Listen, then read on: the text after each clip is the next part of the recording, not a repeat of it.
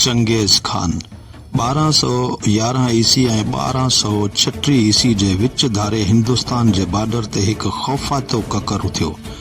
ही ककर मंगोलन जो हो, जंहिंजो रहनुमा चंगेज़ खान हो।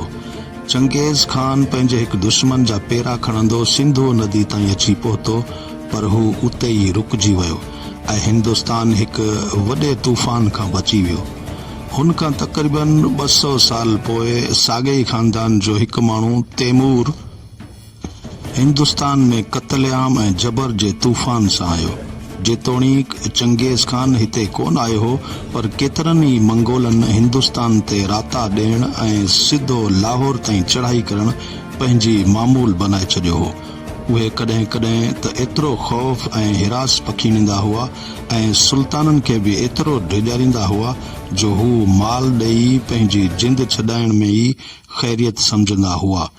हज़ारे मंगोल पंजाब में ई रही पिया। मंगोल खाना बदोश औरतूं तोड़े मर्द ॾाढा मज़बूत ऐं जफ़ाकश हुआ। तकलीफ़ूं सहण जी हुननि खे आदत हुई। ही उत्तर एशिया जे वसी मैदाननि में ख़ैमा ठाहे रहंदा हुआ। संदन उहा सॼी ताक़त ऐं कुवत ऐं ॾुख ऐं तकलीफ़ूं सहण वारी मश्क ऐं महारत उन्हनि जी कंहिं बि कम जी न थी हा, जेकॾहिं उहे पंहिंजे वेढ़े में हिकु सरदार रखी पैदा न कनि हा। इहो सरदार अजीब व गरीब सलाहियतनि जो मालिक हो। उहो शख़्स चंगेज़ खान जे नाले सां मशहूर आहे। चंगेज़ खान 1155 ईस्वी में पैदा थियो। संदसि असली नालो तमोचन हो। हिन जे पीउ यसोगी बख्तौर हिन खे ॿार छॾे मरी वियो हो। बख्तौर मंगोलनि में ॾाढो मक़बूल हो, मतिलब आहे त बहादुर हो। मुंहिंजे ख़्याल आहे त उर्दू जो लफ़्ज़ बहादुर बख्तौर मां निकितल आहे। जेतोणीक चंगेज़ खान 10 सालनि जो ॿार हो ऐं हुन जो को यारो मददगार न हो, पर हू मुसलसल हथ पेर हणंदो रहियो ऐं आख़िरकार कामयाब वियो। हू हिकु हिकु विख अॻिते वधाईंदो वियो, एसी ताईं जो मंगोलनि जी आला मजलिस, जेका कोरल ताई चौराईंदी हुई ऐं पंहिंजी गरजाणी सॾाए खेसि पंहिंजो सरदार या कंगन चूंडे वरितो। उनखे कुझु साल पहिरीं खेसि चंगेज़ जो लक़ब मिली चुको हो। चंगेज़ जॾहिं ख़ान आज़म या कंगन बणियो त उन्ही वक़्तु हुन जी उमिरि 51 साल थी चुकी हुई। ही जवानी जी उमिरि कान हुई। हुन उमिरि खे पहुची अक्सर माण्हू आराम ऐं इत्मिनान जी ज़िंदगी गुज़ारणु पसंदि कंदा आहिनि, पर हिन लाइ फ़तहनि वारी ज़िंदगी जो सफ़र हाणे शुरू थियण वारो हो। ही क़ाबिल गौर ॻाल्हि आहे, छो जो आम तरह फ़ातिह आलिम पंहिंजे शबाब जे आलम में ई फ़तहूं कंदा आहिनि।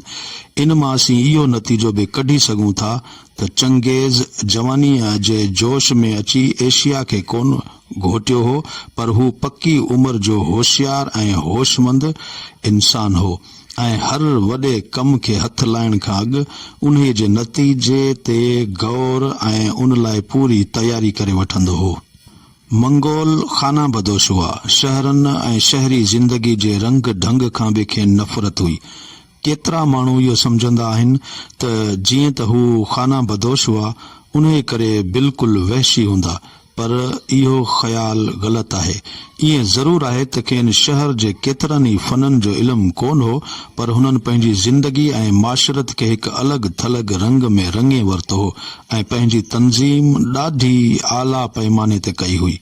लड़ायुनि में हुननि जेकॾहिं वॾियूं वॾियूं फ़तहूं हासिल कयूं, सो रुगो इन्ही करे न त को हू तादाद में घणा हुआ, पर इन्ही करे त मंझंदि ताज़ीम ऐं इतिहाद हो, ऐं शायदि उन खां बि वॾो सबबु ही हो त उन्हनि खे चंगेज़ खान जहिड़ो चलकंदड़ फ़ौजी सिपह सालार मिलियो हो। इन्ही में को बि शक कोन्हे त दुनिया जी तारीख़ में चंगेज़ जहिड़नि सलाहियतनि वारो जंगजू ऐं फ़ौजी रहनुमा ॿियो को बि कोन थियो आहे।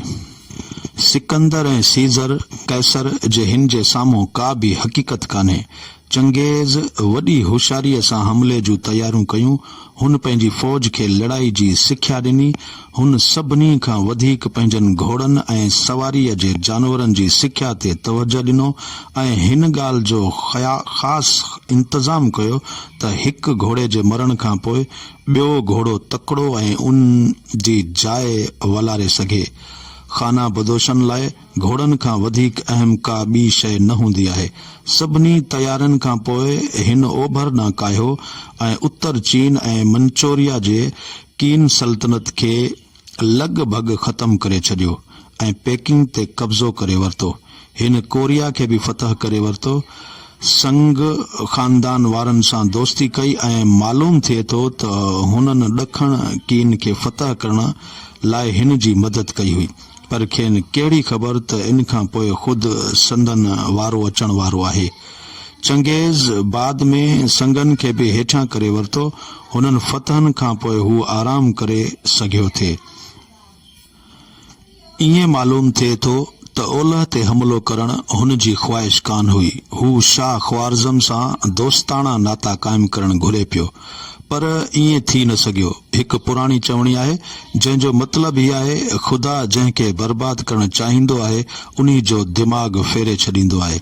शाह ख्वारज़म पाण पंहिंजे बर्बादी लाइ का बि कसर कान छॾी हुई।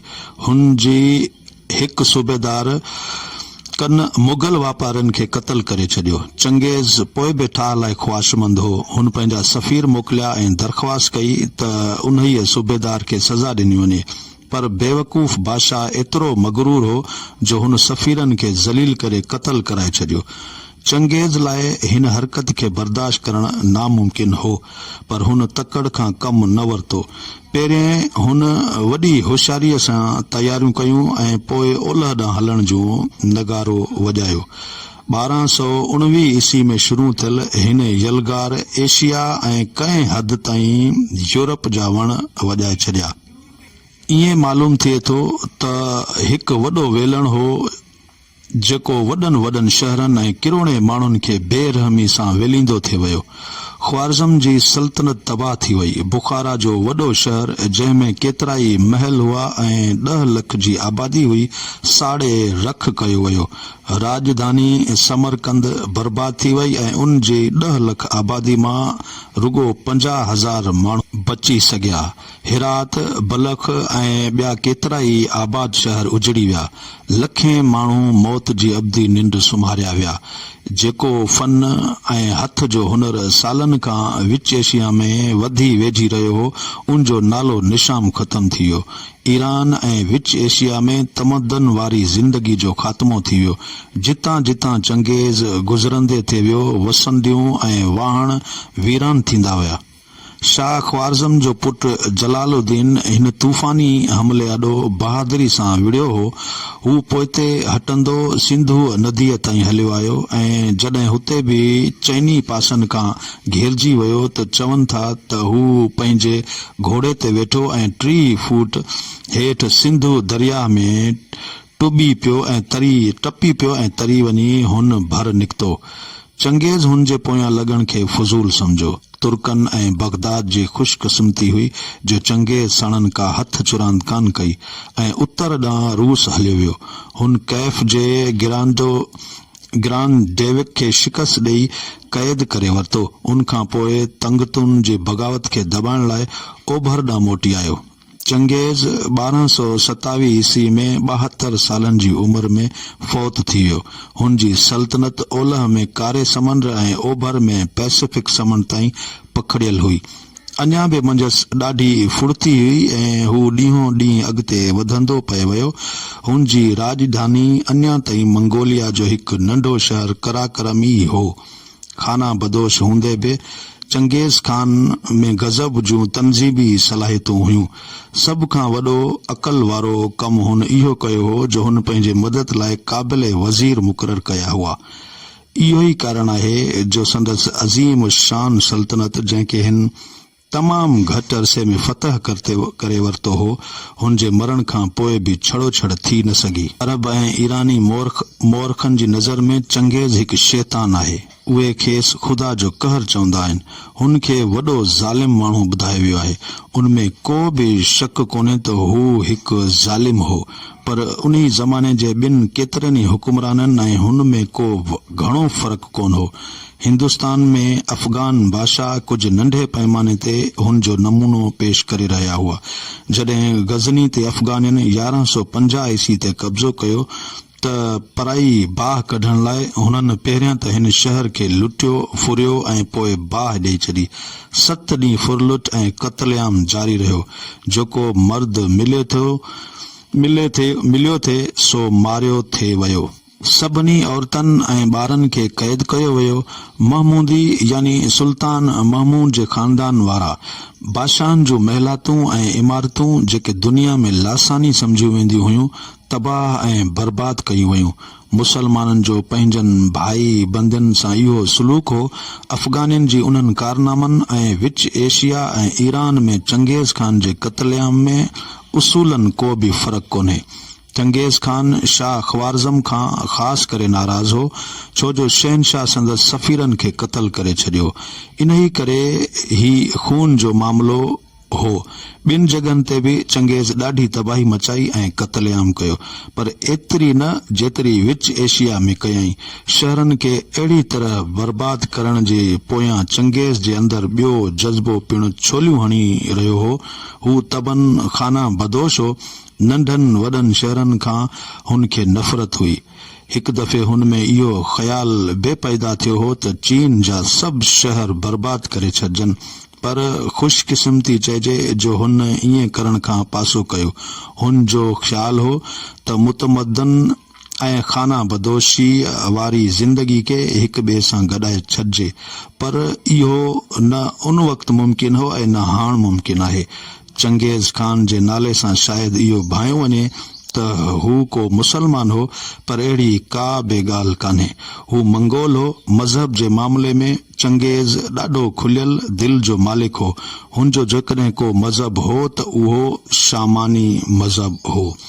उन्ही में अब्दी नीरे आसमान जी इबादत थींदी आहे। हू चीन जे ताऊ मज़हब जे आलमनि सां घणो करे इल्म ऐं फज़ल जूं ॻाल्हियूं कंदो रहंदो हो, पर हू पाण शामानी मज़हब ते ई क़ाइमु रहियो ऐं जॾहिं तकलीफ़ में हूंदो हो त आसमान जी पनाह घुरंदो हो। चंगेज़ खान खे मंगोलनि जी असेंबली खान आज़म चूंडियो हो। ही असेंबली असुल में सरदारनि जी असेंबली हुई।